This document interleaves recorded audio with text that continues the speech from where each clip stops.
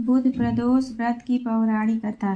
प्रदोष अथवा त्रयोदशी का व्रत मनुष्य को संतोषी व सुखी बनाता है। वार के अनुसार जो प्रदोष व्रत किया जाता है वैसे ही उसका फल प्राप्त होता है। सूत जी के कथा अनुसार त्रयोदशी का व्रत करने वाले को 100 गाय दान करने का फल प्राप्त होता है। यहाँ पाठकों के लिए प्रस्तुत है बुध त्रयोदशी प्रदोष व्रत की प्रचलित कथा। श्री सूत जी ने कहा, बुध त्रयोदशी प्रदोष व्रत करने से सर्व कामनाएं पूर्ण होती है। इस व्रत में हरी वस्तुओं का प्रयोग करना चाहिए।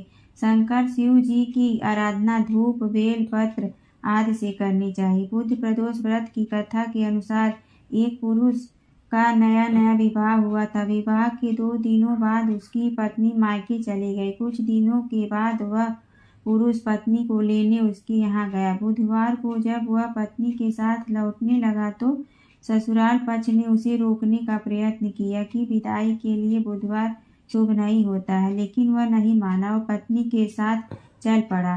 नगर के बाहर पहुँचने पर पत्नी को प्यास लगी। पुरुष लोटा लेकर पानी की तलाश में चल पड़ा। पत्नी एक पेड़ के नीचे बैठ गई। थोड़ी देर बाद पुरुष पानी लेकर वापस लौटा। तब उसने देखा कि उसकी पत्नी किसी के साथ हंस हंस कर बातें कर रही है और उसके लोटे से पानी पी रही है। उसको क्रोध आ गया। वह निकट पहुंचा तो उसके आश्चर्य का कोई ठिकाना न रहा, क्योंकि उस आदमी की सूरत उसी की भांति थी। पत्नी भी सोच में पड़ गई। दोनों पुरुष झगड़ने लगे। भीड़ इकट्ठी हो गई। सिपाही आ गए। हम सकल आदमियों को देख वे भी आश्चर्य में पड़ गए। उन्होंने स्त्री से पूछा, उसका पति कौन है? वह किंकर्तव्य विमूढ़ हो गई। तब वह पुरुष शंकर भगवान से प्रार्थना करने लगा, हे भगवान, हमारी रक्षा करें। मुझसे बड़ी भूल हुई है कि मैंने सास ससुर की बात नहीं मानी और बुधवार को पत्नी को विदा करा लिया। मैं भविष्य में ऐसा कदापि नहीं करूँगा। जैसे ही उसकी प्रार्थना पूरी हुई, दूसरा पुरुष अंतर्ध्यान हो गया। पति पत्नी सकुशल अपने घर पहुँच गए। उस दिन के बाद से पति पत्नी नियम पूर्वक बुध त्रयोदशी प्रदोष का व्रत रखने लगे। अतः बुध त्रयोदशी व्रत हर मनुष्य को करना। एक बार भगवान शंकर तथा पार्वती जी नारद जी के साथ भ्रमण को निकले। चलते चलते वे चैत्र शुक्ल तृतीया के दिन एक गांव में पहुंच गए। उनके आगमन का समाचार सुनकर गांव की श्रेष्ठ कुलीन स्त्रियां उनके स्वागत के लिए स्वादिष्ट भोजन बनाने लगी। भोजन बनाते बनाते उन्हें काफी विलंब हो गया, किंतु साधारण कुल की स्त्रियां श्रेष्ठ कुल की स्त्रियों से पहले ही थालियों में हल्दी तथा अक्षत लेकर पूजन हेतु पहुंच गए। पार्वती जी ने उनके पूजा पाठ को स्वीकार करके सारा सुहाग रस उन पर छिड़क दिया। वे अटल सुहाग प्राप्ति का वरदान पाकर लौटी। तत्पश्चात उच्च कुल की स्त्रियां अनेक प्रकार के पकवान लेकर गौरी जी और शंकर जी की पूजा करने पहुंची। सोने चांदी से निर्मित उनकी थालियों में विभिन्न प्रकार के पदार्थ थे। उन स्त्रियों को देखकर भगवान शंकर ने पार्वती जी से कहा, तुमने सारा सुहाग रस तो साधारण कुल की स्त्रियों को ही दे दिया, अब इन्हें क्या दोगी? पार्वती जी ने उत्तर दिया, प्राणनाथ, अब इसकी चिंता मत कीजिए। उन स्त्रियों को मैंने केवल ऊपरी पदार्थों से बना रस दिया है, इसलिए उनका रस धोती से रहेगा, परंतु मैं इन उच्च कुल की स्त्रियों को अपनी उंगली चीर कर अपने रक्त का सुहाग रस दूंगी। यह सुहाग रस जिसके भाग्य में पड़ेगा वह तन मन से मुझ जैसी सौभाग्यवती हो जाएगी। जब स्त्रियां ने पूजन समाप्त कर दिया तब पार्वती जी ने अपनी उंगली चीर कर उन पर छिड़क दी। जिस पर जैसा छींटा पड़ा उसने वैसा ही सुहाग पा लिया। तत्पश्चात भगवान शिव की आज्ञा से पार्वती जी ने नंदी तट पर स्नान किया और बालू की शिव मूर्ति बनाकर पूजन करने लगी। पूजन के बाद बालू के पकवान बनाकर शिव जी को भोग लगाया। प्रदक्षिणा करके नदी तट की मिट्टी से माथे पर तिलक लगाकर 2 कण बालू का भोग लगाया। इतना सब करते करते पार्वती को काफी समय लग गया। काफी देर बाद जब वे लौट कर आई तो महादेव जी ने उनसे देर से आने का कारण पूछा। उत्तर में पार्वती जी ने झूठ ही कह दिया कि वहाँ मेरे भाई भाभी आज मायके वाले मिल गए थे, उन्हीं से बातें करने में देर हो गई। परंतु महादेव तो महादेव ही थे, वे कुछ और ही लीला रचना चाहते थे। अतः उन्होंने पूछा, पार्वती जी, तुमने नदी के तट पर पूजन करके किस चीज का भोग लगाया था और स्वयं कौन सा प्रसाद खाया था? स्वामी जी, पार्वती जी ने पुनः झूठ बोल दिया। मेरी भाभी ने मुझे दूध भात खिलाया, उसे खाकर मैं सीधी यहाँ चली आ रही हूँ। यह सुनकर शिव जी भी दूध भात खाने की लालच में नदी तट की ओर चल दिए। पार्वती दुविधा में पड़ गई। तब उन्होंने मौन भाव से भगवान भोले शंकर का ही ध्यान किया और प्रार्थना की, हे भगवान, यदि मैं आपकी अनन्य दासी हूँ तो आप इस समय मेरी लाज रखिए। यह प्रार्थना करते हुए पार्वती जी भगवान शिव के पीछे पीछे चलती रही। उन्हें दूर नदी के तट पर माया का महल दिखाई दिया। उस महल के भीतर पहुंचकर वे देखती है कि वहां शिव जी के साले तथा सलहज आदि सब परिवार उपस्थित थे। उन्होंने गौरी तथा शंकर का भाव बिना स्वागत किया। वे दोनों दिनों तक वहां रहे। तीसरे दिन पार्वती जी ने शिव से चलने के लिए कहा, पर शिव जी तैयार न हुए। वे अभी और रुकना चाहते थे। तब पार्वती जी रूठ कर अकेले ही चल दी। ऐसी हालत में भगवान शिव को पार्वती के साथ चलना पड़ा। नारद जी भी साथ साथ चल दिए। चलते चलते वे बहुत दूर निकल गए। उस समय भगवान सूर्य अपने धाम पश्चिम को पधार रहे थे। अचानक भगवान शंकर पार्वती जी से बोले, मैं तुम्हारे मायके में अपनी माला भूल आया हूँ। ठीक है, मैं ले आती हूँ। पार्वती जी ने कहा और जाने को तत्पर हो गई, परंतु भगवान ने उन्हें जाने की आज्ञा न दी और इस कार्य के लिए ब्रह्मपुत्र नारद जी को भेज दिया। परंतु वहां पहुंचने पर नारद जी को कोई महल नजर न आया। वहां तो दूर तक जंगल ही जंगल था, जिसमें हिंसक पशु विचर रहे थे। नारद जी वहां भटकने लगे और सोचने लगे कि कहीं वे किसी गलत स्थान पर तो नहीं आ गए। मगर सहसा ही बिजली चमकी और नारद जी को शिव जी की माला एक पेड़ पर टंगी हुई दिखाई दी। नारद जी ने माला उतार ली और शिव जी के पास पहुंचकर वहां का हाल बताया। शिव जी ने हंसकर कहा, नारद, यह तब पार्वती ही लीला है। इस पर पार्वती बोली, मैं किस योग हूँ? तब नारद जी ने सिर झुकाकर कहा, माता, आप पतिव्रताओं में सर्वश्रेष्ठ हैं।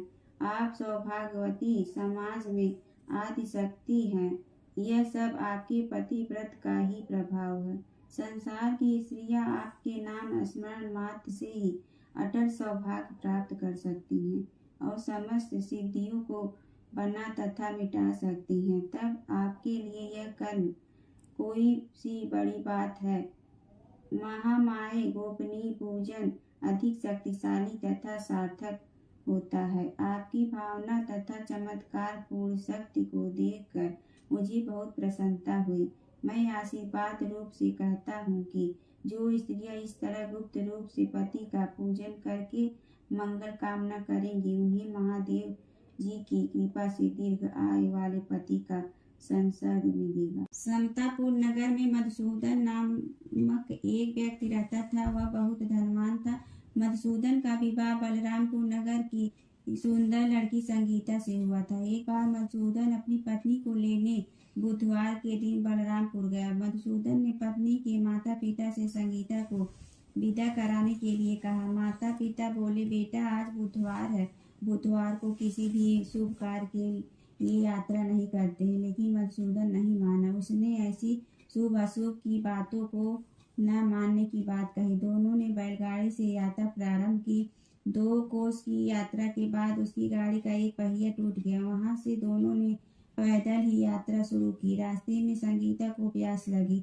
मधुसूदन के नीचे बैठाकर जल लेने चला गया। थोड़ी देर बाद जब मधुसूदन कहीं से जल लेकर वापस आया तो वह बुरी तरह हैरान हो उठा, क्योंकि उसकी पत्नी के पास उसकी ही शकल सूरत का एक दूसरा व्यक्ति बैठा था। संगीता भी मधुसूदन को देखकर हैरान रह गई। वह दोनों में कोई अंतर नहीं कर पाई। मधुसूदन ने उस व्यक्ति से पूछा, तुम कौन हो और मेरी पत्नी के पास क्यों बैठे हो? मधुसूदन की बात सुनकर उस व्यक्ति ने कहा, अरे भाई, यह मेरी पत्नी संगीता है। मैं अपनी पत्नी को ससुराल से विदा करा कर लाया हूँ, लेकिन तुम कौन हो जो मुझसे ऐसा प्रश्न कर रहे हो? मधुसूदन ने कहा, तुम जरूर कोई चोर या ठग हो।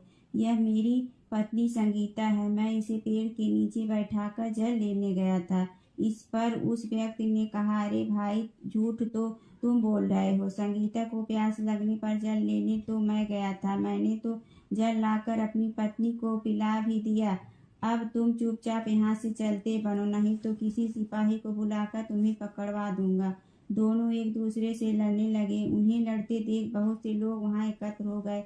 नगर के कुछ सिपाही भी वहाँ आ गए। सिपाही उन दोनों को पकड़कर राजा के पास ले गए। सारी कहानी सुनकर राजा भी कोई निर्णय नहीं कर पाया।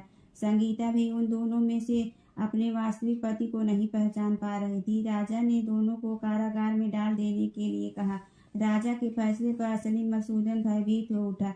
तभी आकाशवाणी हुई, मधुसूदन, तूने संगीता के माता पिता की बात नहीं मानी और बुधवार के दिन अपनी ससुराल से प्रस्थान किया। यह सब भगवान बुद्धदेव के प्रकोप से हो रहा है। मधुसूदन ने भगवान बुद्धदेव से प्रार्थना की कि हे भगवान बुद्धदेव, मुझे क्षमा कर दीजिए। मुझसे बहुत बड़ी गलती हुई है। भविष्य में अब कभी बुधवार के दिन यात्रा नहीं करूंगा और सदैव बुधवार को आपका व्रत किया करूंगा। मधुसूदन की प्रार्थना करने से भगवान बुद्धदेव ने उसे क्षमा कर दिया। तभी दूसरा व्यक्ति राजा के सामने से गायब हो गया। राजा और दूसरे लोग इस चमत्कार को देख हैरान हो गए। भगवान बुद्धदेव की इस अनुकंपा से राजा ने मधुसूदन और उसकी पत्नी को सम्मान पूर्वक विदा किया। कुछ दूर चलने पर रास्ते में उन्हें बैलगाड़ी मिल गई। बैलगाड़ी का टूटा हुआ पहिया भी जुड़ा हुआ था। दोनों उसमें बैठकर समतापुर की ओर चल दिए। मधुसूदन और उसकी पत्नी संगीता दोनों बुधवार को व्रत करते हुए आनंद पूर्वक जीवन यापन करने लगे। इस तरह भगवान बुद्धदेव की कृपा से उनके यहाँ खुशियाँ बरसने लगी। जय शिव ओंकारा प्रभु, जय शिव ओंकारा। ब्रह्मा विष्णु सदाशिव अर्धांगी धारा। जय शिव ओंकारा। एकानन चतुरानन पंचानन राजे। हंसासन गरुड़ासन वृषवाहन साजे। जय शिव ओंकारा। दो भुज चार चतुर भुज दस भुज अति सोहे। तीनों रूप निरखते त्रिभुवन जन मोहे। जय शिव ओंकारा। अक्षमाला बनमाला मुंडमाला धारी। चंदन मृग मद सोहे भोले शुभकारी। जय शिव ओंकारा। श्वेतांबर पीतांबर बागंबर अंगे। ब्रह्मादिक सनकादिक प्रेतादिक संगे। जय शिव ओंकारा। करके मध्य कमंडलु और त्रिशूलधारी। सुखकारी दुखहारी जग पालनकारी। जय शिव ओंकारा। ब्रह्मा विष्णु सदाशिव जानत अविवेका। रणवाचर में शोभित ए तीनों एका। जय शिव ओंकारा। त्रिगुण स्वामी जी की आरती जो कोई नर गावे। कहत शिवानंद स्वामी मन वांछित फल पावे। जय शिव ओंकारा प्रभु, जय शिव ओंकारा।